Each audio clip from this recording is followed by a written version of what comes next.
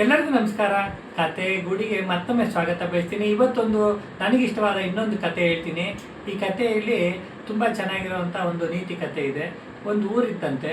ಆ ಊರಿನ ಪಕ್ಕದಲ್ಲೇ ಒಂದು ದೊಡ್ಡ ಕಾಡಿತ್ತಂತೆ. ಕಾಡಲ್ಲಿ ಹುಲಿ, ಸಿಂಹ, ಆನೆ, ಕರಡಿ, ಮೊಲ, ಜಿಂಕೆ, ಹಲವಾರು ಪ್ರಾಣಿಗಳಿತ್ತಂತೆ. ಆ ಊರಿನ ಪಕ್ಕದಲ್ಲಿ ಮತ್ತೊಂದು ಊರಿತ್ತಂತೆ. ಆ ಊರು ಮತ್ತು ಈ ಊರಿನ ಮಧ್ಯೆ ಕಾಡ್ದು ದಾರಿ ಇತ್ತಲ್ಲ, ಆ ದಾರಿಲಿ ಇವರು ಪ್ರಯಾಣ ಮಾಡಬೇಕಾಗಿತ್ತಂತೆ. ಹಾಗಿರಬೇಕಾದ್ರೆ ಒಂದು ದಿನ ಸುರೇಶ ಅನ್ನೋನು ಪಕ್ಕದೂರಿಂದ ಈ ಊರಿಗೆ ಹೋಗಲೇಬೇಕಾಗಿತ್ತು. ಅವನು ಹೋಗ್ತಾ ಇರಬೇಕಾದ್ರೆ ಬೇಟೆಗಾರರು ಒಂದು ಗುಂಡಿ ತೋಡಿದ್ರಂತೆ. ಆ ಗುಂಡಿಯಲ್ಲಿ ಒಂದು ಹುಲಿ ಬಿದ್ದುಬಿಟ್ಟಿತ್ತಂತೆ. ಇವನು ಆ ಗುಂಡಿಯ ಬಳಿಗೆ ಬರ್ತಾ ಇರಬೇಕಾದ್ರೆ ಕಾಪಾಡಿ ಕಾಪಾಡಿ ಅಂತ ಹುಲಿ ಕೂಗ್ತಾ ಇತ್ತಂತೆ. ಅದನ್ನು ನೋಡಿದ ಸುರೇಶ ಆ ಗುಂಡಿ ಬಳಿ ಹೋಗಿ ಇಣುಕು ನೋಡ್ತಾನೆ. ಅಲ್ಲಿ ಹುಲಿ ಬಿದ್ದಿತ್ತಂತೆ. ಅದು ನನ್ನ ಕಾಪಾಡಪ್ಪ ಕಾಪಾಡಪ್ಪ ಮಿತ್ರ ಅಂತ ಹೇಳ್ತಂತೆ. ಅದಕ್ಕೆ ಇವನು ಹೇಳಿದಂತೆ, ನೀನೇ ಮೊದಲೇ ಹುಲಿ, ನಿನ್ನನ್ನು ಕಾಪಾಡಿ ನಾನು ಯಾಕೆ ನನ್ನ ಪ್ರಾಣ ಕಳ್ಕೊಳ್ಳಿ ಅಂತ ಹೇಳಿದಂತೆ. ಇಲ್ಲ ಇಲ್ಲ, ಆ ರೀತಿ ನನ್ನ ಭಾವಿಸ್ಬೇಡ, ನಾನು ತುಂಬ ಒಳ್ಳೆಯ ಹುಲಿ. ನಾನು ನಿನಗೆ ಇವತ್ತೊಂದಿನ ನೀನು ನನಗೆ ಜೀವದಾನ ಮಾಡಿದ್ರೆ ಬದುಕಿರೋವರೆಗೂ ನಾನು ನಿನಗೆ ಚಿರಋಣಿಯಾಗಿರ್ತೀನಿ ಅಂತ ಹುಲಿ ಸುರೇಶನಿಗೆ ಹೇಳ್ತಂತೆ. ಸುರೇಶ ಹುಲಿಯ ಮಾತನ್ನು ನಂಬಿಟ್ಟಂತೆ. ನಂಬಾದ್ಮೇಲೆ ಅಲ್ಲೇ ಪಕ್ಕದಲ್ಲಿದ್ದ ಎರಡು ಕಡ್ಡಿಗಳನ್ನ ಜೋಡಿಸಿ ಹುಲಿನ ಮೇಲಕ್ಕೆ ಸಹಾಯ ಮಾಡಿ ಮೇಲಕ್ಕೆ ಕರ್ಕೊಂಡಂತೆ. ಮೇಲಕ್ಕೆ ಬಂದ ಹುಲಿಗೆ ಇವನನ್ನು ನೋಡಿ ಇವನ್ನ ತಿಂದು ಬಿಡಬೇಕು ಅನ್ನಿಸ್ಬಿಡ್ತಂತೆ. ಬೆಳಿಗ್ಗೆ ಬಿದ್ದಿದ್ದ ಹುಲಿಗೆ ಹೊಟ್ಟೆ ಹಸಿದು ಯಾವುದಾದ್ರೂ ಪ್ರಾಣಿ ಸಿಕ್ಕಿದ್ರೆ ಸಾಕು ಅಂತಿತ್ತಲ್ಲ ಅಂತ ಹಸಿವನ್ನ ತಡೆಯೋಕ್ಕಾಗದೆ ನಾನಿವಾಗ ನಿನ್ನ ತಿಂತೀನಿ ಅಂತ ಸುರೇಶನಿಗೆ ಹುಲಿ ಹೇಳ್ತಂತೆ. ಆಗ ಸುರೇಶ್ ಹೇಳಿದಂತೆ, ಅಯ್ಯ, ನೀನು ಮಾಡ್ತಾ ಇರೋದು ಸರಿನಾ?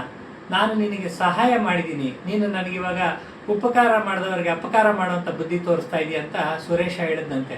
ಆಗ ಹುಲಿ ಹೇಳ್ತಂತೆ, ಇವಾಗ ಏನು ಮಾಡೋಕ್ಕಾಗಲ್ಲ, ಈಗಿನ ಕಾಲದಲ್ಲಿ ಉಪಕಾರ ಮಾಡಿದವ್ರಿಗೆ ಅಪಕಾರನೇ ಮಾಡ್ತಾ ಇರೋದಿಲ್ಲರು ಅಂತ ಹೇಳ್ದಂತೆ. ಆವಾಗ ಇವನಿಗೆ ಅನ್ನಿಸ್ತಂತೆ, ಇಲ್ಲ ಇದು ಯಾಕೋ ನನಗೆ ನ್ಯಾಯ ಹೋಗ್ತಾ ಇಲ್ಲ, ಯಾರ ಹತ್ರ ಆದರೂ ನ್ಯಾಯ ಕೇಳೋಣ, ಅವ್ರು ಹೇಳ್ದಂತೆ ಆಗಲಿ ಅನ್ನಂತೆ. ಸರಿ, ಹಾಗಾದ್ರೆ ಬಾ ಅಂತ ಹುಲಿ ಇವನ್ನ ಕರ್ಕೊಂಡು ಅಲ್ಲೇ ಪಕ್ಕದಲ್ಲಿದ್ದಂಥ ಒಂದು ದೊಡ್ಡದಾದ ಮರದ ಹತ್ರ ಬಂದಂತೆ. ಆ ಮರಕ್ಕೆ ಕೇಳಿದಂತೆ, ನೋಡಪ್ಪ, ನಾನು ಇವರಿಗೆ ಸಹಾಯ ಮಾಡಿದ್ದೀನಿ, ಆದರೆ ಈಗ ಹುಲಿ ನನ್ನ ತಿಂತಾ ಇದ್ದೀನಿ ಅಂತ ಎದುರಿಸ್ತಾ ಇದೆ ಅಂತ.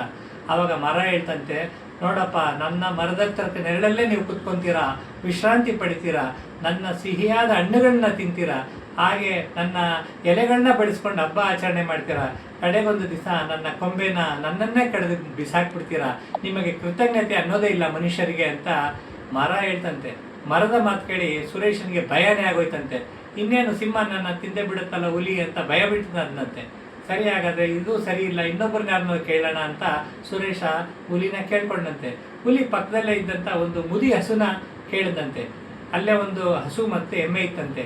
ಆಗ ಎಮ್ಮೆ ಹೇಳ್ತಂತೆ, ನೋಡಪ್ಪ, ನನ್ನನ್ನು ಸಾಕೊಂಡು ಇಟ್ಟಿರ್ಕೊಂಡಿರ್ತೀರ, ಹಾಲು ಕೊಡೋವರೆಗೂ ನಾನು ನಿಮ್ಮ ಮನೆಯಲ್ಲೇ ಇರ್ತೀನಿ, ಹಾಲು ಕೊಡೋದು ನಿಂತಿದ ತಕ್ಷಣ ನಾನು ಗೊಡ್ಡು ಅಂತೇಳಿ ನನಗೆ ಹೊಡೆದು ಈ ಥರ ಕಾಡಿಗೆ ಅಟ್ಬಿಡ್ತಾರೆ, ನಾವಿಲ್ಲಿ ಜೀವನ ತಳಿಬೇಕಾಗತ್ತೆ, ಅದರಿಂದ ನಾವು ಉಪಕಾರ ಮಾಡಿದ್ರು ಮನುಷ್ಯರು ಅಪಕಾರನೇ ನಮಗೆ ಮಾಡೋದು ಅಂತ ಆ ಒಂದು ಹಸು ಮತ್ತೆ ಅಲ್ಲೇ ಇದ್ದಂಥ ಕೋಣ ಹೇಳ್ತಂತೆ. ಸರಿ, ಹಾಗಾದರೆ ಈ ನ್ಯಾಯನೂ ನನಗೆ ಸರಿ ಇಲ್ಲ ಅಂತೇಳಿ ಮತ್ತೆ ಇನ್ನೊಬ್ಬರನ್ನಾರು ಕೇಳೋಣ ಅನ್ನಂತೆ. ಸರಿ, ಆಯಿತು, ಕೇಳೋಣಪ್ಪ ಅಂತ ಅಲ್ಲೇ ದಾರಿಲಿ ಮುಂದೆ ಕರ್ಕೊಂಡು ಹೋಗ್ಬೇಕಾದ್ರೆ ಒಂದು ನರಿ ಸಿಕ್ತಂತೆ. ನರಿ ಸಿಕ್ಕಿದ ತಕ್ಷಣ ನರಿಗೆ ಹೇಳಿದಂತೆ, ಈ ರೀತಿ ಗುಂಡಿಲಿ ಬಿದ್ದಿತ್ತು, ನಾನು ಈ ಥರ ಸಹಾಯ ಮಾಡಿದೆ, ಎಲ್ಲರೂ ನನ್ನ ವಿರುದ್ಧವಾಗಿ ನ್ಯಾಯ ಹೇಳ್ತಿದ್ದಾರೆ, ದಯವಿಟ್ಟು ನನಗೆ ಸಹಾಯ ಮಾಡು ಅಂತ ನರಿನ ಕೈ ಮುಗಿದು ಕೇಳಿದಂತೆ. ಮೊದಲೇ ನರಿ ಬುದ್ಧಿವಂತ ಪ್ರಾಣಿ ಅಲ್ವಾ, ಅದು ಹೇಳ್ತಂತೆ, ನನಗೆ ನೀವು ಏನು ಹೇಳ್ತಾ ಇದ್ದಾರೋ ನನಗೆ ಅರ್ಥ ಆಗ್ತಾ ಇಲ್ಲ, ನಿನ್ನ ಕಷ್ಟ ನನಗೆ ಅರ್ಥ ಆಗ್ತಿದೆ. ಹುಲಿನ ಕರೆದು ಹೇಳ್ತಂತೆ, ನೀವಿಬ್ಬರಿಗೆ ನಾನು ನ್ಯಾಯ ಕೊಡಬೇಕಂದ್ರೆ ಮೊದಲು ಯಾವ್ಯಾವ ರೀತಿ ನಡೀತು ಅದನ್ನು ನಾನು ಪ್ರತ್ಯಕ್ಷವಾಗಿ ನೋಡಬೇಕು, ಆ ರೀತಿ ಮಾಡಿದ್ರೆ ಮಾತ್ರ ನಾನು ನಿಮಗೆ ನ್ಯಾಯ ಕೊಡಬಲ್ಲೆ ಅಂತ ನರಿ ಹೇಳ್ತಂತೆ. ಸರಿ, ಮೊದಲೇ ಪೆದ್ದ ಇದ್ದಂಥ ಹುಲಿ, ಸರಿ, ನಾವು ನಿನಗೆ ಹಾಗೆ ಪ್ರತ್ಯಕ್ಷವಾಗಿ ಏನೇನು ನಡೀತು ಅಂತ ತೋರಿಸ್ತೀವಿ ಬಾ ಅಂತ 3 ಜನ ಗುಂಡಿ ಹತ್ರ ಬಂದಂತೆ. ಬಂದಿದ್ದಾದ್ಮೇಲೆ ಹುಲಿ ಏನು ಮಾಡ್ತಂತೆ, ಇದೇ ಗುಂಡಿಯಲ್ಲಿ ನಾನು ಈ ರೀತಿ ಬಿದ್ದಿದ್ದೆ ಅಂತೇಳಿ ಲಬಕ್ಕಂತ ಆ ಗುಂಡಿಗೆ ಮೊದಲೇ ಧುಮುಕ್ಬಿಡ್ತಂತೆ. ಇದು ನೋಡಿ ನರಿ ಹೇಳ್ತಂತೆ, ನೋಡಪ್ಪ, ಆಲ್ರೆಡಿ ನಿನಗೆ ಒಂದು ದ್ವಾರಿ ಪ್ರಾಣ ಸಿಕ್ಬಿಟ್ಟಿದೆ, ಇವಾಗ ನೀನು ನಿನ್ನ ಊರಿಗೆ ತಲುಪೋ ಅಂತ ಈ ಒಂದು ಮನುಷ್ಯನಿಗೆ ಆ ಒಂದು ನರಿ ಹೇಳ್ತಂತೆ. ನರಿಗೆ ನಮಸ್ಕರಿಸ್ಬಿಟ್ಟು ಹೇಳ್ದಂತೆ ಅವನು, ನಿನ್ನಿಂದ ನನ್ನ ಪ್ರಾಣ ಉಳಿತು, ಏನು ಮಾಡೋದು ಇವಾಗ, ನಾನು ನನ್ನ ಊರಿಗೆ ಹೋಗ್ತೀನಿ, ನಿನ್ನ ಸಹಾಯ ಯಾವತ್ತೂ ಮರೆಯಲ್ಲ ಅಂತ ಅವನು ನಮಸ್ಕಾರ ಮಾಡಿಬಿಟ್ಟಿದ್ದೆ. ಅವನು ಊರಿಗೆ ಹೋದಂತೆ. ಹುಲಿ ಅದೇ ಗುಂಡಿಯಲ್ಲಿ ಬಿದ್ದು ಸತ್ತೋಯ್ತಂತೆ. ಏನು ಕತೆ ಅಂದರೆ, ನಮ್ಗೆ ಯಾರೇ ಆಗಲಿ ಉಪಕಾರ ಮಾಡಿದವರಿಗೆ ನಾವು ಅಪಕಾರ ಮಾಡಬಾರ್ದು. ಆದರೆ ಇವತ್ತು ಪ್ರಪಂಚದಲ್ಲಿ ನಡೀತಾ ಇರೋದೆಲ್ಲ ಹಾಗೆ, ಯಾರಿಗೆ ನಾವು ಉಪಕಾರ ಮಾಡ್ತೀವೋ ಅವರಿಂದ ನಮಗೆ ಉಪದ್ರವ ಇದ್ದೇ ಇರುತ್ತೆ ಅಂತ ಕಾರ್ಯ ನಾವು ಮಾಡಬಾರ್ದು. ಕಥೆಯ ನೀತಿ ಏನೆಂದರೆ, ಯಾರಾದರೂ ನಮಗೆ ಸಹಾಯ ಮಾಡಿದರೆ ಅವ್ರಿಗೆ ನಾವು ಸಹಾಯ ಮಾಡಲಿಲ್ಲ ಅಂದ್ರೂ ಪರವಾಗಿಲ್ಲ, ಅವ್ರಿಗೆ ಅಪಕಾರ ಮಾಡಬಾರ್ದು ಅಂತ ಈ ಒಂದು ನೀತಿ ಕತೆ ನಮಗೆ ಸೂಚಿಸುತ್ತೆ. ಕತೆ ಇಷ್ಟ ಆಗಿದ್ರೆ ನೀವು ನನಗೆ ಕಮೆಂಟ್ಸ್ ಮಾಡಿ, ಮತ್ತೊಮ್ಮೆ ಲೈಕ್ ಮಾಡಿ. ಇನ್ನು ಮತ್ತೆ ಹೆಚ್ಚಿನ ಕತೆಗಳನ್ನ ಹೇಳಲಿ ನನಗೆ ಪ್ರಯತ್ನ ಪಡ್ತಾನೆ ಇರ್ತೀನಿ. ಅದಕ್ಕೆ ನಿಮ್ಮ ಬೆಂಬಲ ನನಗಿರಲಿ. ನಮಸ್ಕಾರ. ಮತ್ತೊಮ್ಮೆ ನಿಮ್ಮನ್ನು ಭೇಟಿ ಆಗ್ತೀನಿ ನನ್ನ ಕತೆ ಗೂಡಿನಲ್ಲಿ.